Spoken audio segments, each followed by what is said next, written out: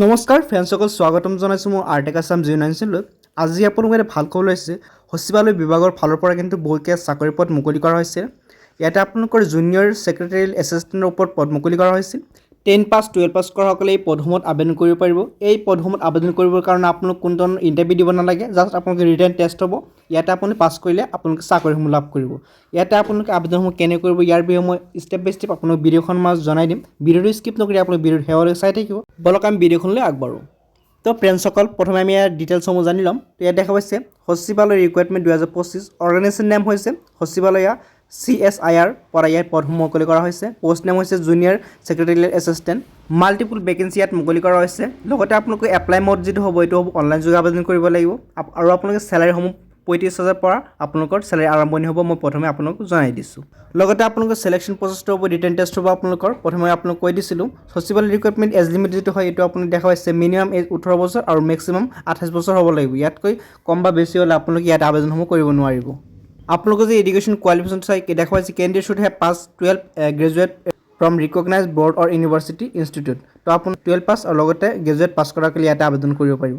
ইয়াতে আপোনালোকে important date দেখা পাইছে। Starting date for apply online 17 ফেব্ৰুৱাৰীৰ পৰা আপোনালোক আৰম্ভণি হৈছে। লাষ্ট ডেট হ'ব আপোনালোক 19 মাৰ্চলৈকে আপোনালোকে আবেদনসমূহ কৰিব পাৰিব। যদি আপুনি এতিয়াও আবেদন কৰা নাই তো এতিয়া আপোনালোকে আবেদনসমূহ কৰি লওক। আবেদন কৰাৰ কাৰণে আপোনালোকে এইখন পেজত স্ক্ৰল ডাউন কৰি তলত আহি যাব। ইয়াত ক্লিক হেয়াৰ অপশ্যনটো ক্লিক কৰি দিব। প্ৰথমে ক্লিক কৰাৰ পিছত আপোনালোকৰ সন্মুখত এনেকুৱা পেজ আহি যাব এটা। ইয়াত দেখা পাইছে ক্লিক হেয়াৰ টু এপ্লাই। এই অপশ্যনটো আপুনি কি কৰিব, ক্লিক কৰি দিব। তো লিংকসমূহ মই ডিছক্ৰিপশ্যন দি থৈছোঁ, তাৰ পৰা আপুনি আহি যাব পাৰে। এইখন পেজত অহাৰ পিছত অকণমান স্ক্ৰল ডাউন কৰি তলত আহি যাব। অহাৰ পিছত আপুনি ইয়াত দেখা পাইছে এগ্ৰি বুলি এটা অপশ্যন পাব। ইয়াত দেখা পাইছে এটা বাকচ, এইটো টিক মাৰ্ক বহাই আপুনি কি কৰিব, ইয়াতে প্ৰচিড অপশ্যনত ক্লিক কৰি দিব। ক্লিক কৰাৰ পিছত আপোনালোকৰ সন্মুখত বেলেগ এটা পেজ অ'পেন হৈ যাব। ইয়াতে কিন্তু আপোনালোকৰ ফৰ্মটো আহি যাব।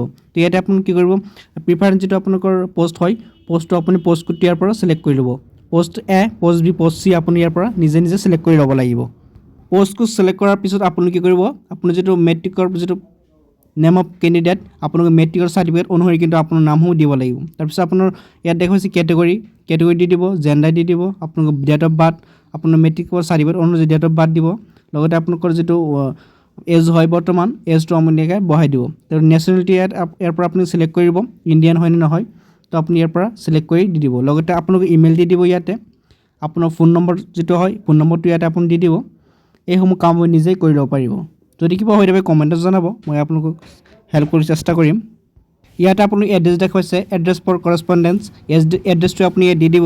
চিটি হয় চিটি দি দিব, পিনক'ড দি দিব, ষ্টেটটো আপুনি ইয়াৰ পৰা চিলেক্ট কৰি ল'ব। লগতে আপোনালোকৰ যিটো পাৰ্মানেণ্ট এড্ৰেছ হয় ইয়াতে টিক মাৰ্ক বহাই দিলে আপোনাৰ গোটেইকেইটা কিন্তু চিলেক্ট হৈ যাব। তো আপুনি ইয়াতে টিক মাৰ্ক বহাই দিব। এতিয়া আপোনালোকৰ যিটো এডুকেশ্যন ডিটেইলছ হয় ইয়াতে আপোনালোকে ফিল কৰিব লাগিব। ইয়াতে কৈছে 10 হাইস্কুল, SSC হাইস্কুল। তো আপুনি যিটো বৰ্ড পাছ কৰিছিলে ইয়াত আপোনালোকৰ এক্সাম ছাবজেক্টৰ নেম লগতে আপোনাৰ পাৰ্চেণ্টেজ হ'ব আপুনি দি দিব লাগিব। এইটো দিয়াৰ পিছত আপুনি কি কৰিব, স্ক্ৰল ডাউন কৰি তলত আহি যাব।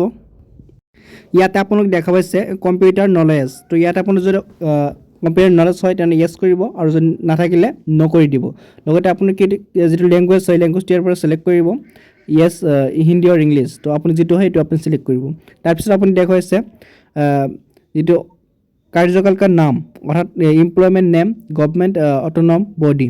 তো আপুনি যদি আগতে কোনো ধৰণৰ এমপ্লয়মেণ্ট আছিলে তেনেহ'লে আপুনি ইয়াত আপোনাৰ ফৰ্মটো ফিল কৰিব লাগিব। যদি আপোনালোকৰ নাথাকে তেনেহ'লে ফিল কৰিব নালাগে। নেক্সট আপুনি ইয়াত দেখা পাইছে আপোনালোকৰ ডকুমেণ্ট কিছুমান আপলোড কৰিব লাগিব এডুকেশ্যনেল।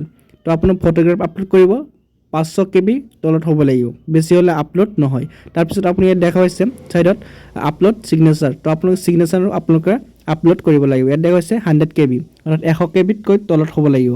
এইখিনি কাম আপুনি নিজে কৰিব লাগিব। তো আপলোড কৰা হৈ গ'লে কিন্তু আপোনালোকে ইয়াত দেখা পাইছে click here to payment through the state bank. আপোনালোকে এইটো যিটো পে'মেণ্ট হয় পে'মেণ্টটো আপুনি ইয়াৰ পৰা ক্লিক হিয়াৰ অপশ্যন ক্লিক কৰি পে'মেণ্টসমূহ কৰিব লাগিব। লগতে আপোনাৰ যিটো পে'মেণ্ট ৰেফাৰেঞ্চ নাম্বাৰ হয় ইয়াতে কিন্তু আপুনি দি দিব লাগিব।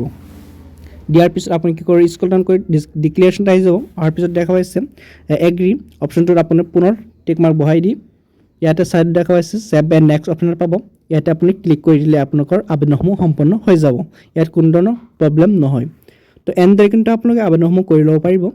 ভিডিঅ'টো ভাল পালে লাইক কৰিব, আৰু যদি মোৰ চেনেল হয় চেনেলটো ছাবস্ক্ৰাইব কৰি ভিডিঅ'টো আপোনাৰ বন্ধু বান্ধৱীৰ লগত শ্বেয়াৰ কৰি দিব যাতে সিহঁতে আপডেটসমূহৰ বিষয়ে গম পায়। লগ পাম অন্য এটা ভিডিঅ'ত। ধন্যবাদ।